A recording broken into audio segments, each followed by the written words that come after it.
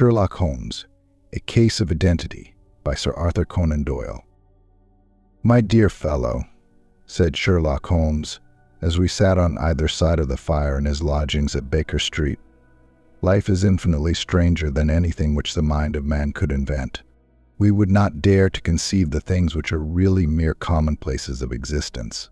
If we could fly out of that window hand in hand, hover over this great city, gently remove the roofs, and peep in at the queer things which are going on, the strange coincidences, the plannings, the cross purposes, the wonderful chains of events, working through generations and leading to the most out results, it would make all fiction, with its conventionalities and foreseen conclusions, most stale and unprofitable. And yet I am not convinced of it," I answered. "The cases which come to light in the papers are, as a rule, bald enough and vulgar enough. We have in our police reports realism pushed to its extreme limits. And yet the result is, it must be confessed, neither fascinating nor artistic. A certain selection and discretion must be used in producing a realistic effect," remarked Holmes. "This is wanting in the police report, where more stress is laid, perhaps, upon the platitudes of the magistrate than upon the details, which to an observer contain the vital essence of the whole matter. Depend upon it, there is nothing so unnatural as the commonplace." I smiled and shook my head. "I can quite understand your thinking so," I said. "Of course, in your position of unofficial advisor and helper to everybody who was absolutely puzzled, throughout 3 continents, you are brought in contact with all that is strange and bizarre. But here I picked up the morning paper from the ground. Let us put it to a practical test. Here is the first heading upon which I come: a husband's cruelty to his wife. There is half a column of print, but I know without reading it that it is all perfectly familiar to me. There is, of course, the other woman, the drink, the push, the blow, the bruise, the sympathetic sister or landlady. The crudest of writers could invent nothing more crude. Indeed, your example is an unfortunate one for your argument," said Holmes, taking the paper and glancing his eye down it. "This is the Dundas separation case, and as it happens, I was engaged in clearing up some small points in connection with it. The husband was a teetotaler. There was no other woman, and the conduct complained of was that he had drifted into the habit of winding up every meal by taking out his false teeth and hurling them at his wife, which, you will allow, is not an action likely to occur to the imagination of the average storyteller. Take a pinch of snuff, doctor, and acknowledge that I have scored over you in your example." He held out his snuff box of old gold, with a great amethyst in the center of the lid. Its splendor was in such contrast to his homely ways and simple life that I could not help commenting upon it. "Ah," said he, "I forgot that I had not seen you for some weeks. It is a little souvenir from the King of Bohemia in return for my assistance in the case of the Irene Adler papers." "And the ring?"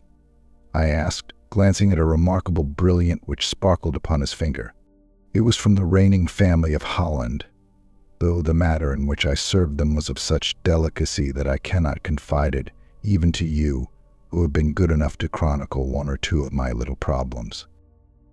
"And have you any on hand just now?" I asked with interest. "Some 10 or 12, but none which present any feature of interest.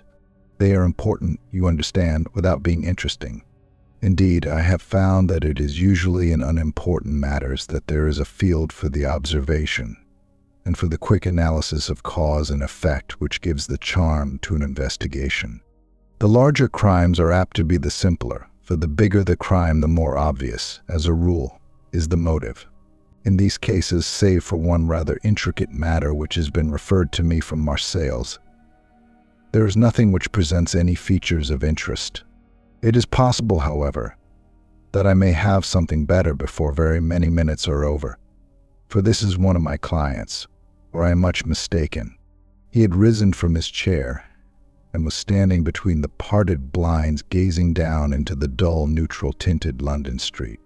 Looking over his shoulder, I saw that on the pavement opposite there stood a large woman with a heavy fur bow around her neck and a large curling red feather in a broad-brimmed hat which was tilted in a coquettish Duchess of Devonshire fashion over her ear. From under this great panoply she peeped up in a nervous, hesitating fashion at our windows, while her body oscillated backward and forward, and her fingers fidgeted with her glove buttons. Suddenly, with a plunge, as of the swimmer who leaves the bank, she hurried across the road, and we heard the sharp clang of the bell. "I have seen those symptoms before," said Holmes, throwing his cigarette into the fire. "Oscillation upon the pavement always means an affair due. She would like advice, but is not sure that the matter is not too delicate for communication. And yet even here we may discriminate. When a woman has been seriously wronged by a man, she no longer oscillates, and the usual symptom is a broken bell wire. Here we may take it that there is a love matter, but that the maiden is not so much angry as perplexed or grieved. But here she comes in person to resolve our doubts." As he spoke, there was a tap at the door, and the boy in buttons entered to announce Miss Mary Sutherland, while the lady herself loomed behind his small black figure, like a full-sailed merchantman behind a tiny pilot boat. Sherlock Holmes welcomed her with the easy courtesy for which he was remarkable, and, having closed the door and bowed her into an armchair, he looked her over in the minute and yet abstracted fashion which was peculiar to him. "Do you not find," he said, "that with your short sight it is a little trying to do so much typewriting?" "I did at first," she answered, "but now I know where the letters are without looking." Then, suddenly realizing the full purport of his words, she gave a violent start and looked up, with fear and astonishment upon her broad, good-humored face. "You've heard about me, Mr. Holmes," she cried. "Else how could you know all that?" "Never mind," said Holmes, laughing. "It is my business to know things. Perhaps I have trained myself to see what others overlook. If not, why should you come to consult me?" "I came to you, sir, because I heard of you from Miss Etheridge, whose husband you found so easy, when the police and everyone had given him up for dead. Oh, Mr. Holmes, I wish you would do as much for me. I'm not rich, but still I have 100 a year in my own right, besides the little that I make by the machine, and I would give it all to know what has become of Mr. Hosmer Angel." "Why did you come away to consult me in such a hurry?" asked Sherlock Holmes, with his fingertips together and his eyes to the ceiling. Again a startled look came over the somewhat vacuous face of Miss Mary Sutherland. "Yes, I did bang out of the house," she said, "for it made me angry to see the easy way in which Mr. Windibank, that is, my father, took it all. He would not go to the police, and he would not go to you. And so at last, as he would do nothing, and kept on saying that there was no harm done, it made me mad, and I just on with my things and came right away to you." "Your father," said Holmes. "Your stepfather, surely, since the name is different." "Yes, my stepfather. I call him father, though it sounds funny, too, for he is only 5 years and 2 months older than myself. And your mother is alive." "Oh yes, mother is alive and well. I wasn't best pleased, Mr. Holmes, when she married again so soon after father's death, and a man who was nearly 15 years younger than herself. Father was a plumber in the Tottenham Court Road, and he left a tidy business behind him, which mother carried on with Mr. Hardy, the foreman. But when Mr. Windibank came, he made her sell the business, for he was very superior. Being a traveler in wines, they got piece 4,700 for the goodwill and interest, which wasn't near as much as father could have got if he had been alive.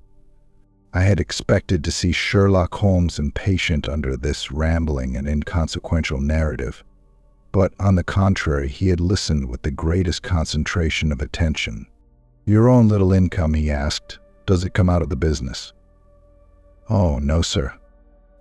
It is quite separate and was left me by my Uncle Ned in Auckland. It is in New Zealand stock, paying 4.5%. £2,500 was the amount, but I can only touch the interest. You interest me extremely, said Holmes. And since you draw so large a sum as 100 a year, with what you earn into the bargain, you no doubt travel a little and indulge yourself in every way.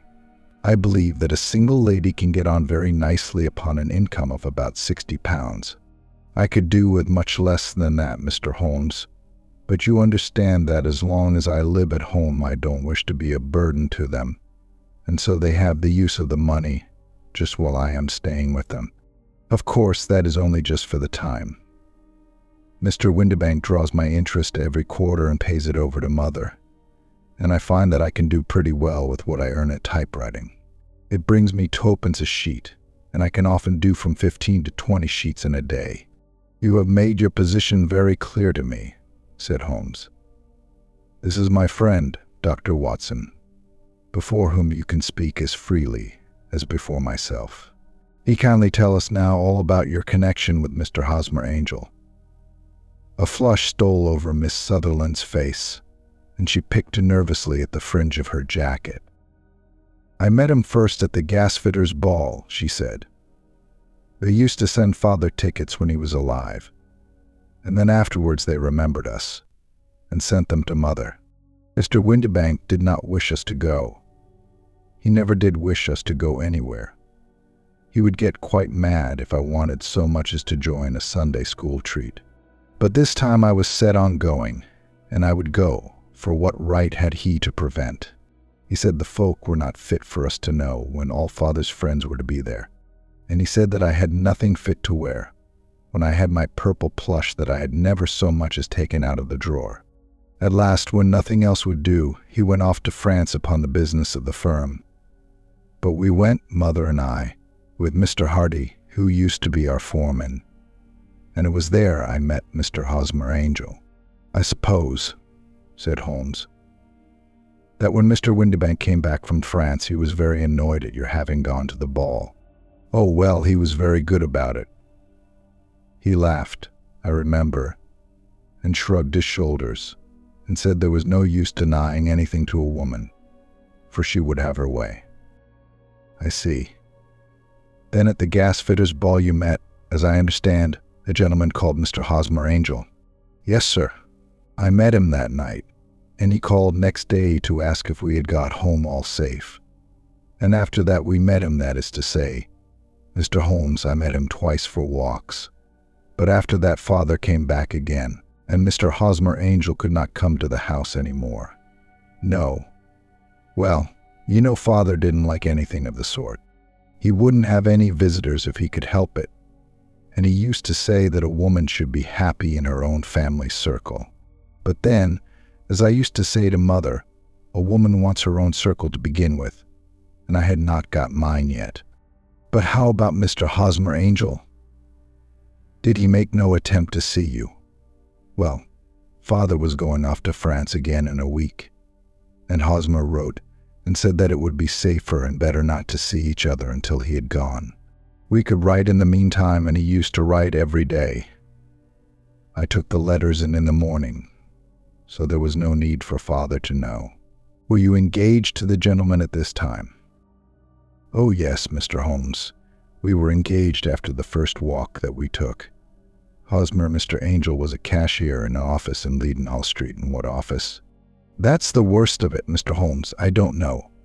Where did he live, then? He slept on the premises. And you don't know his address? No, except that it was Leadenhall Street. Where did you address your letters, then? To the Leadenhall Street post office, to be left till called for. He said that if they were sent to the office he would be chaffed by all the other clerks about having letters from a lady. So I offered to typewrite them, like he did his. But he wouldn't have that, for he said that when I wrote them they seemed to come from me. But when they were typewritten he always felt that the machine had come between us. That will just show you how fond he was of me, Mr. Holmes, and the little things that he would think of. It was most suggestive, said Holmes. "It has long been an axiom of mine that the little things are infinitely the most important. Can you remember any other little things about Mr. Hosmer Angel?" "He was a very shy man, Mr. Holmes. He would rather walk with me in the evening than in the daylight, for he said that he hated to be conspicuous. Very retiring and gentlemanly he was. Even his voice was gentle. He'd had the quinsy and swollen glands when he was young, he told me, and it had left him with a weak throat and a hesitating, whispering fashion of speech. He was always well dressed, very neat and plain, but his eyes were weak, just as mine are, and he wore tinted glasses against the glare." "Well, and what happened when Mr. Windibank, your stepfather, returned to France?" "Mr. Hosmer Angel came to the house again and proposed that we should marry before father came back. He was in dreadful earnest and made me swear, with my hands on the testament, that whatever happened I would always be true to him. Mother said he was quite right to make me swear, and that it was a sign of his passion. Mother was all in his favor from the first, and was even fonder of him than I was. Then, when they talked of marrying within the week, I began to ask about father, but they both said never to mind about father, but just to tell him afterwards, and mother said she would make it all right with him. I didn't quite like that, Mr. Holmes.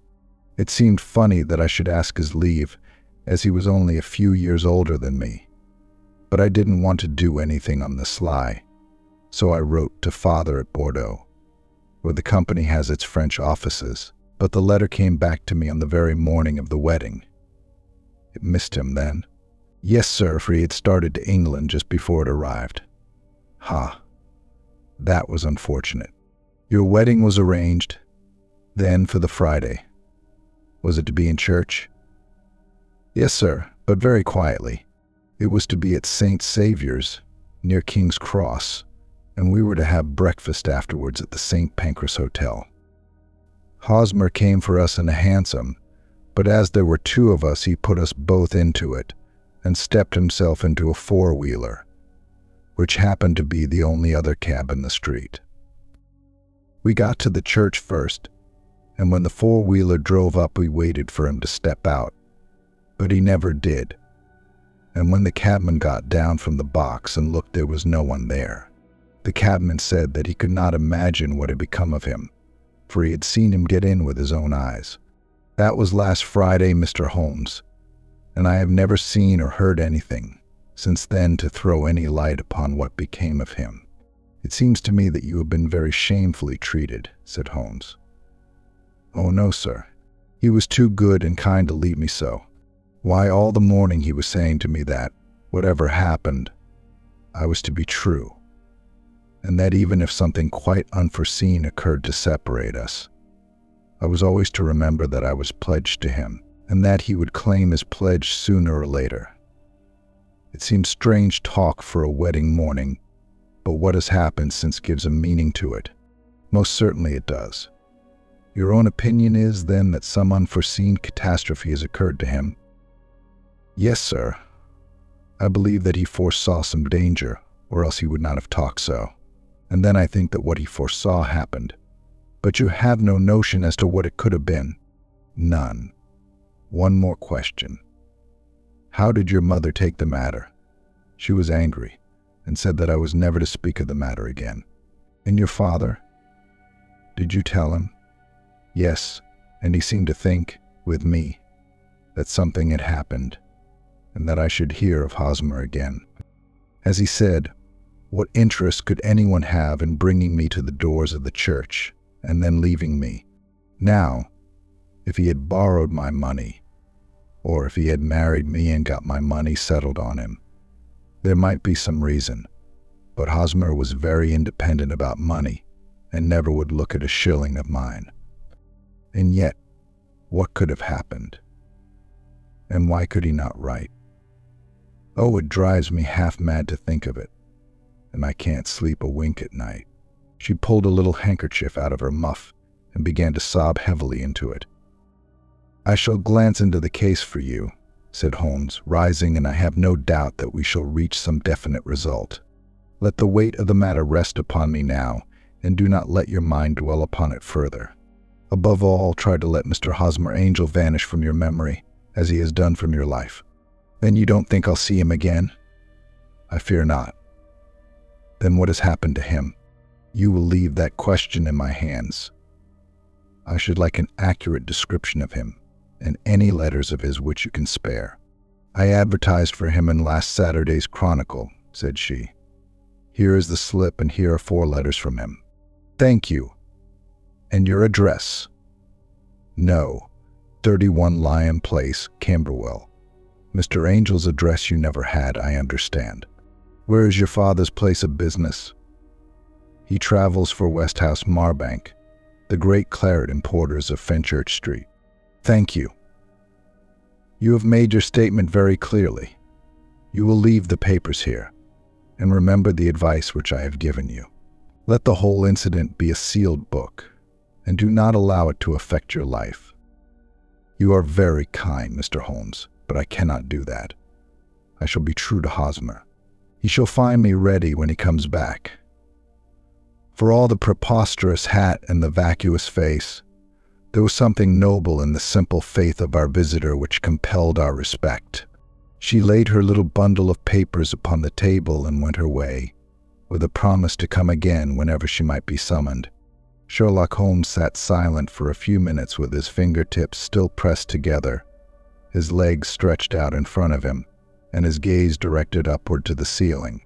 Then he took down from the rack the old and oily clay pipe, which was to him as a counselor, and having lit it, he leaned back in his chair, with a thick blue cloud wreath spinning up from him, and a look of infinite languor in his face. Quite an interesting study, that maiden, he observed.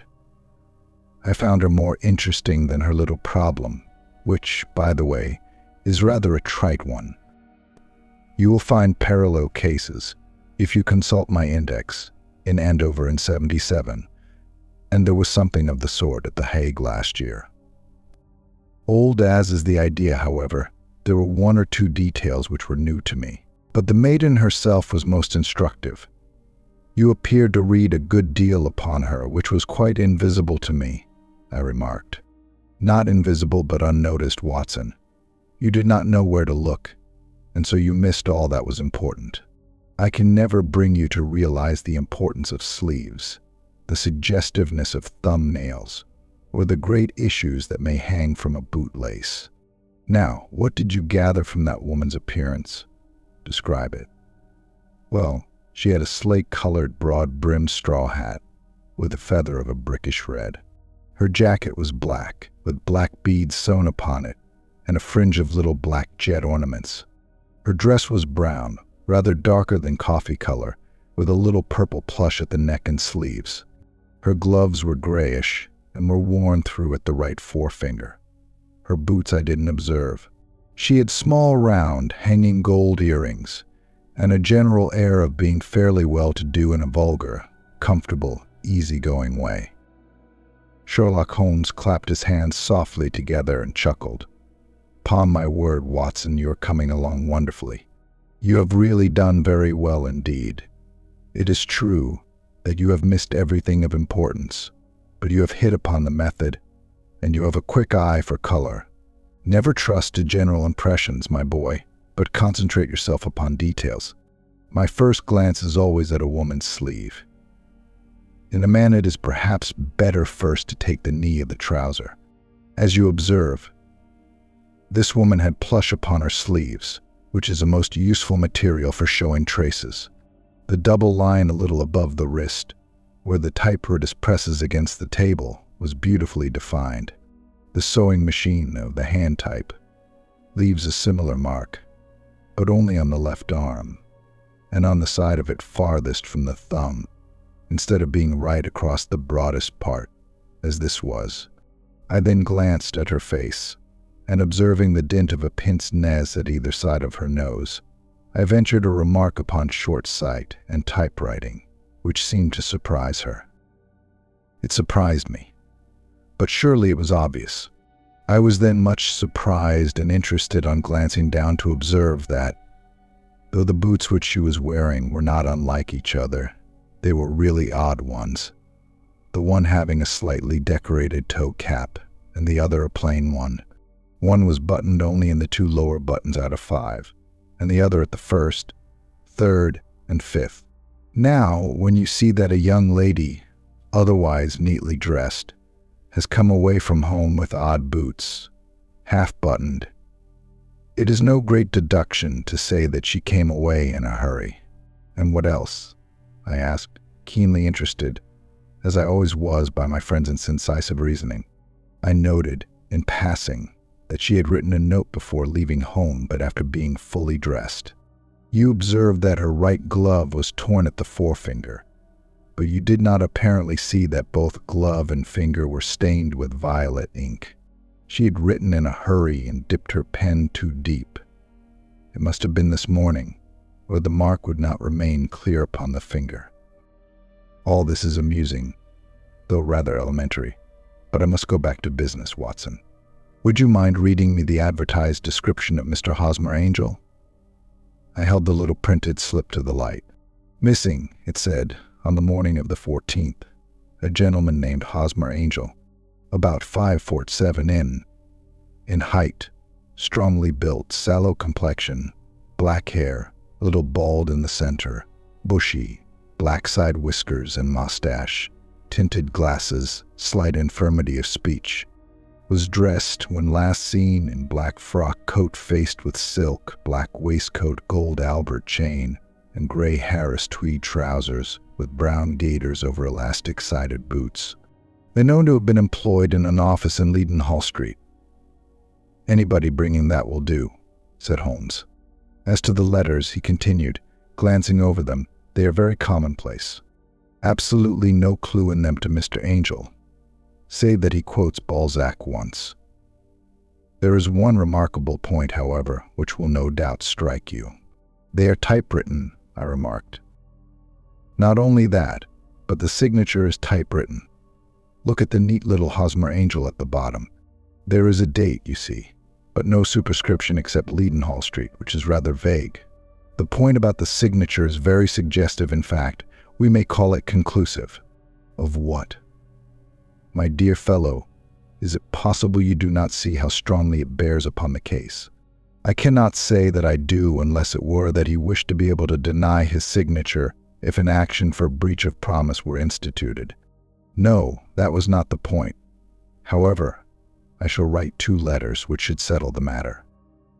One is to a firm in the city. The other is to the young lady's stepfather, Mr. Windybank, asking him whether he could meet us here at 6 o'clock tomorrow evening. It is just as well that we should do business with the male relatives. And now, Doctor, we can do nothing until the answers to those letters come, so we may put our little problem upon the shelf for the interim. I had had so many reasons to believe in my friend's subtle powers of reasoning and extraordinary energy in action that I felt that he must have some solid grounds for the assured and easy demeanor with which he treated the singular mystery which he had been called upon to fathom. Once only had I known him to fail, in the case of the King of Bohemia and of the Irene Adler photograph. But when I looked back to the weird business of the sign of 4, and the extraordinary circumstances connected with the study in scarlet, I felt that it would be a strange tangle indeed which he could not unravel. I left him then, still puffing at his black clay pipe, with the conviction that when I came again on the next evening I would find that he held in his hands all the clues which would lead up to the identity of the disappearing bridegroom of Miss Mary Sutherland.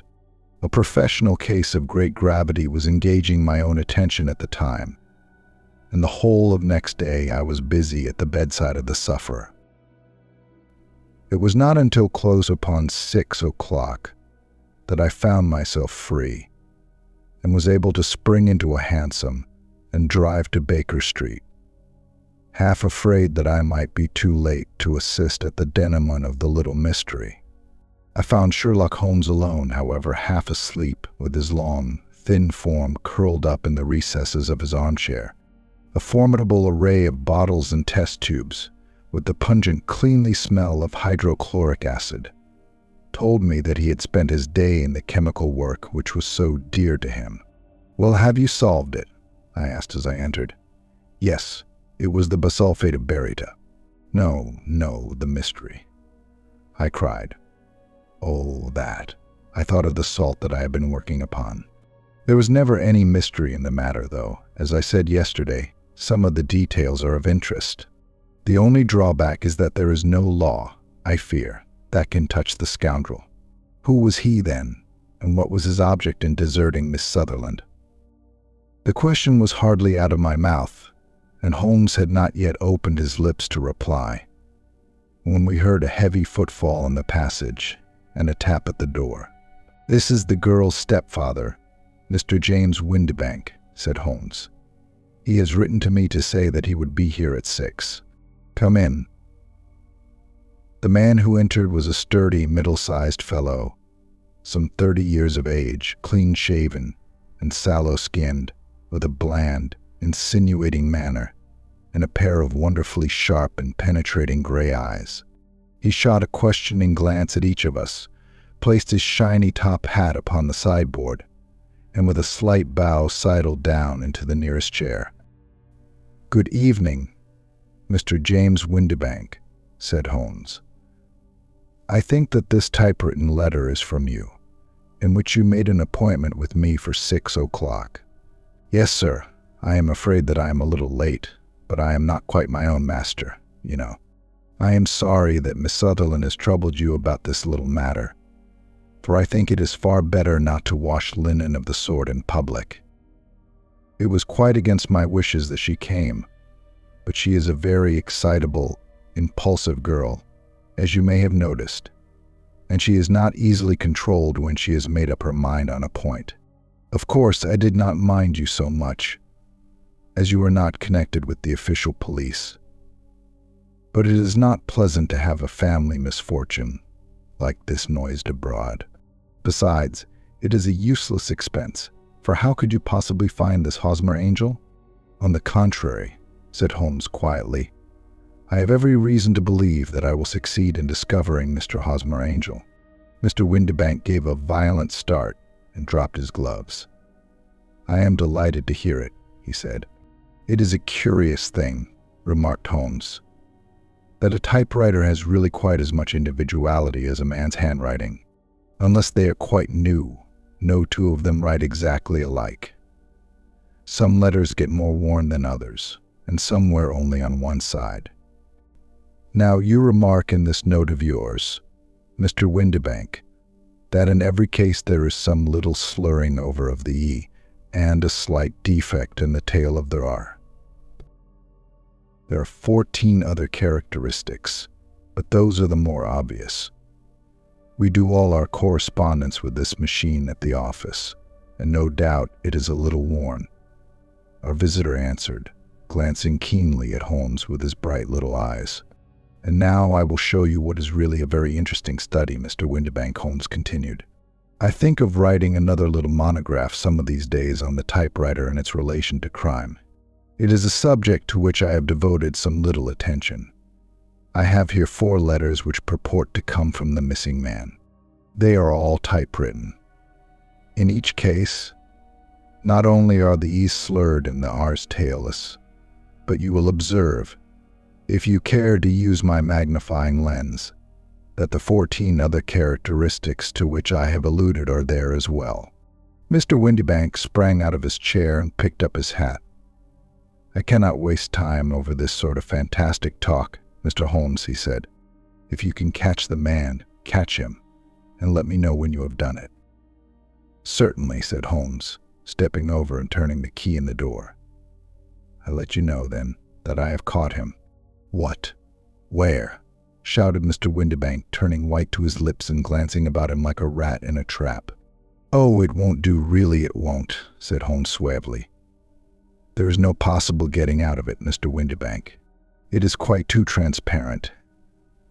And it was a very bad compliment when you said that it was impossible for me to solve so simple a question. That's right. Sit down and let us talk it over." Our visitor collapsed into a chair with a ghastly face and a glitter of moisture on his brow. "It's not actionable," he stammered. "I am very much afraid that it is not. But between ourselves, Windibank, it was as cruel and selfish and heartless a trick in a petty way as ever came before me. Now, let me just run over the course of events, and you will contradict me if I go wrong." The man sat huddled up in his chair, with his head sunk upon his breast, like one who is utterly crushed. Holmes stuck his feet up on the corner of the mantelpiece, and leaning back with his hands in his pockets, began talking, rather to himself, as it seemed, than to us. "The man married a woman very much older than himself for her money," said he, "and he enjoyed the use of the money of the daughter as long as she lived with them. It was a considerable sum for people in their position, and the loss of it would have made a serious difference. It was worth an effort to preserve it. The daughter was of a good, amiable disposition, but affectionate and warm-hearted in her ways, so that it was evident that, with her fair personal advantages and her little income, she would not be allowed to remain single long. Now her marriage would mean, of course, the loss of 100 a year, so what does her stepfather do to prevent it? He takes the obvious course of keeping her at home and forbidding her to seek the company of people of her own age. But soon he found that that would not answer forever. She became restive, insisted upon her rights, and finally announced her positive intention of going to a certain ball. What does her clever stepfather do then? He conceives an idea more creditable to his head than to his heart. With the connivance and assistance of his wife, he disguised himself, covered those keen eyes with tinted glasses, masked the face with a mustache and a pair of bushy whiskers, sunk that clear voice into an insinuating whisper, and doubly secure on account of the girl's short sight, he appears as Mr. Hosmer Angel, and keeps off other lovers by making love himself. "It was only a joke at first," groaned our visitor. "We never thought that she would have been so carried away." "Very likely not. However that may be, the young lady was very decidedly carried away, and having quite made up her mind that her stepfather was in France, the suspicion of treachery never for an instant entered her mind. She was flattered by the gentleman's attentions, and the effect was increased by the loudly expressed admiration of her mother.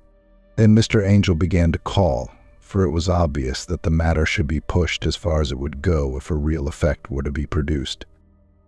There were meetings, and an engagement which would finally secure the girl's affections from turning towards anyone else.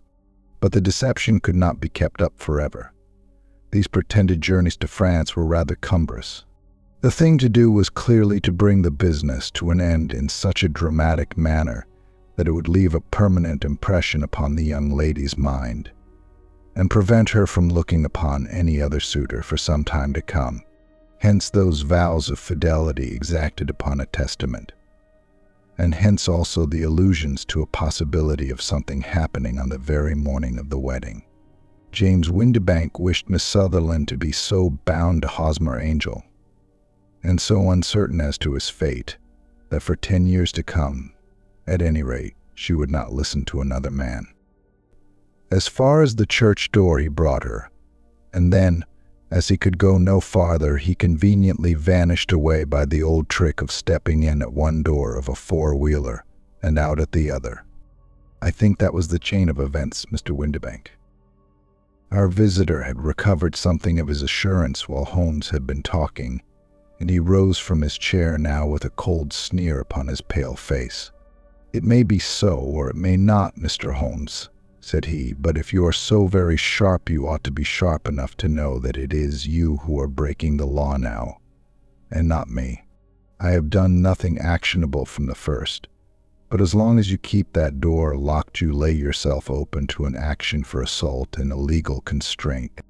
The law cannot, as you say, touch you," said Holmes, unlocking and throwing open the door. "Yet there never was a man who deserved punishment more. If the young lady has a brother or a friend, he ought to lay a whip across your shoulders. By Jove," he continued, flushing up at the sight of the bitter sneer upon the man's face, It is not part of my duties to my client. But here's a hunting crop handy, and I think I shall just treat myself to." He took 2 swift steps to the whip, but before he could grasp it there was a wild clatter of steps upon the stairs. The heavy hall door banged, and from the window we could see Mr. James Windibank running at the top of his speed down the road. "There's a cold-blooded scoundrel," said Holmes, laughing as he threw himself down into his chair once more. "That fellow will rise from crime to crime until he does something very bad and ends on a gallows. The case has, in some respects, been not entirely devoid of interest." "I cannot now entirely see all the steps of your reasoning," I remarked. "Well, of course, it was obvious from the first that this Mr. Hosmer Angel must have some strong object for his curious conduct, and it was equally clear that the only man who really profited by the incident, as far as we could see, was the stepfather. Then the fact that the 2 men were never together, but that the one always appeared when the other was away, was suggestive. So were the tinted spectacles and the curious voice, which both hinted at a disguise, as did the bushy whiskers. My suspicions were all confirmed by his peculiar action in typewriting his signature, which, of course, inferred that his handwriting was so familiar to her that she would recognize even the smallest sample of it. You see, all these isolated facts, together with many minor ones, all pointed in the same direction. And how did you verify them? Having once spotted my man, it was easy to get corroboration. I knew the firm for which this man worked. Having taken the printed description, I eliminated everything from it which could be the result of a disguise: the whiskers, the glasses, the voice, and I sent it to the firm, with a request that they would inform me whether it answered to the description of any of their travelers. I had already noticed the peculiarities of the typewriter, and I wrote to the man himself at his business address asking him if he would come here. As I expected, his reply was typewritten and revealed the same trivial but characteristic defects. The same post brought me a letter from Westhouse Marbank, of Fenchurch Street, to say that the description tallied in every respect with that of their employee, James Windibank. Well, a tout. And Miss Sutherland, if I tell her, she will not believe me. You may remember the old Persian saying, "There is danger for him who taketh the tiger cub, and danger also for whoso snatches a delusion from a woman." There is as much sense in Hafiz as in Horace, and as much knowledge of the world. I hope you liked the story and are interested in more stories here on our channel. If you liked it, please subscribe to our channel and click on the bell so you don't miss any new stories in the future. We would, of course, be very happy if you like it.